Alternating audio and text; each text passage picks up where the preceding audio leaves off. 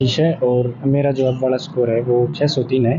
पहले क्या था, अगर हम पहले वाले आंकड़े उठाएँ तो जो रैंक था वो बहुत नीचे जाता था। मतलब अब की बार जो रैंक आया है उसके मुकाबले वो 3-4 गुना बढ़ गया है। और जैसे कि 600, 650 ये स्कोर टॉप में माना जाता था और इनको बहुत अच्छा कॉलेज मिलता था। लेकिन अब की बार क्या हुआ है, वो जो कट ऑफ है वो इतनी हाई चली गई है कि इनको मेडिकल कॉलेज मिलना ही संभव नहीं है बिल्कुल भी। तो हमारी तो यही मांग है कि जो इन्होंने ग्रेस मार्क्स वगैरह दिए हैं और जो 720 में 720 दिए हैं, 70 एक करीब बच्चों के दिए हैं, वो कैसे आए हैं, किस बेसिस पे दिए हैं और क्यों दिए हैं। अगर इनका टाइम मतलब अगर टाइम इनको लेट मिला था या तो 2-3 दिन बाद ही इंक्वायरी बैठानी चाहिए थी। ये 1 महीने बाद रिजल्ट देने के बाद इन्होंने बताया कि इनके ग्रेस मार्क लगेंगे, क्योंकि अगर पेपर होने के बाद ये 2-3 दिन बाद बता देते तो उसी टाइम कुछ ना कुछ सॉल्यूशन हो जाता और वो फेयर होता। लेकिन अब रिजल्ट देने के बाद इन्होंने 1 महीना लेट कर दिया है, तो आगे भी जो एडमिशन्स वगैरह होंगे, जो प्रोसेस है वो भी आगे बहुत लेट जाएगी।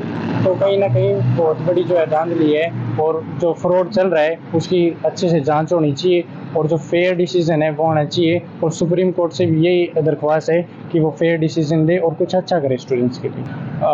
आज हमारे द्वारा ज्ञापन दिया गया है कि हमारी मांग है राष्ट्रपति जी से कि वो कुछ करें स्टूडेंट्स के लिए, स्टूडेंट्स के हित में करें, या तो रीनीट करवाएं या कोई बेस्ट सॉल्यूशन हो इससे अच्छा भी वो करें।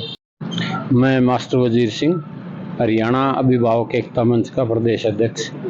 आज नीट की परीक्षा में जो धांधली हुई 2024 की, उसको लेके अभिभावकों ने और छात्रों ने मिलकर यहाँ प्रदर्शन किया है और डीसी के माध्यम से राष्ट्रपति को ज्ञापन दिया। मुख्य रूप से इस परीक्षा में हम ये मानते हैं कि 67 बच्चों के एक जैसे अंक आना, पूरे 720 में से 720, वो संदेह पैदा करता है।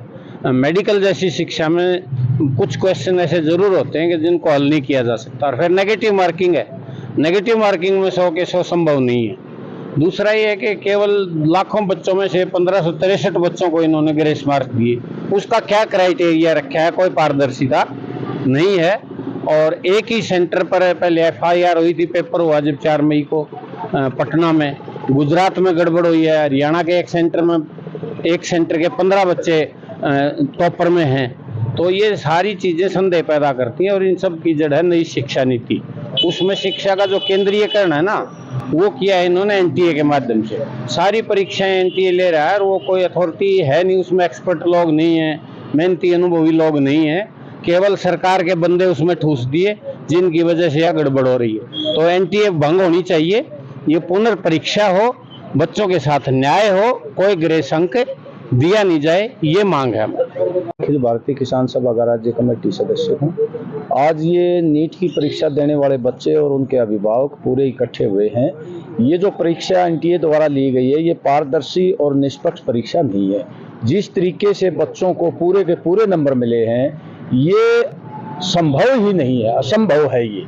और इसमें जरूर जो है कोई घोटाला किया गया है और देश के बच्चे मांग कर रहे हैं कि इस NTA को भंग किया जाए, क्योंकि ये नई शिक्षा नीति के केंद्र में इसको बनाया गया है। तमाम ताकतें एक एजेंसी को दे दी हैं। पहले की तरह परीक्षा हो अलग अलग राज्यों की और CBSE की जैसे पहले होती थी, उसी पैटर्न पर होनी चाहिए और इसको भंग किया जाए NTA को, और इसकी जांच हो, सुप्रीम कोर्ट के सिटिंग जज से हायर जुडिशियल इंक्वायरी हो और जिन लोगों ने गड़बड़ घोटाला किया उनको सजा मिले। ये आज बच्चों की मांग है। राष्ट्रपति महोदय को इन्होंने ज्ञापन दिया है कि वो इसमें हस्तक्षेप करते हुए NTA को भंग करवाएं, इसकी जांच करवाएं, क्योंकि जांच भी उन्हीं लोगों को दे दी जिन्होंने घोटाला किया है। ये देश में जो न्याय की प्रक्रिया है, प्राकृतिक न्याय, उसके विरुद्ध है। तो इसकी हायर जुडिशियल इंक्वायरी हो। ये हम किसान सभा के लोग भी इन बच्चों के अभिभावकों के साथ।